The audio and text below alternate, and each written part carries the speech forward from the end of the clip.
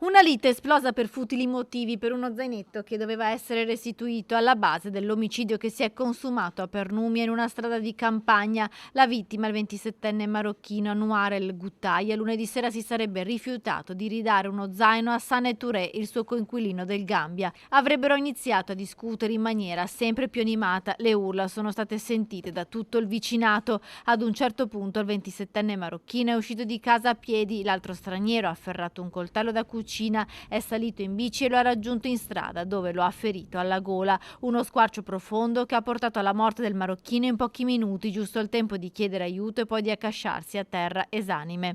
A quel punto il 25enne gambiano è fuggito verso Battaglia Terme per raggiungere la struttura di accoglienza per migranti all'ex hotel delle Terme, il primo luogo che anni fa lo aveva ospitato al suo arrivo in Italia come richiedente asilo. I carabinieri lo hanno trovato nascosto dietro una porta di una stanza da letto. Gli altri stranieri che stavano dormendo non si erano accorti della sua presenza. I carabinieri hanno anche sequestrato la presunta arma del delitto, un coltello abbandonato in strada a pochi metri dal casolare in stato di abbandono in cui vivevano gli stranieri. Il 25enne del Gambia resta in carcere in attesa in queste ore dell'interrogatorio di convalida del fermo.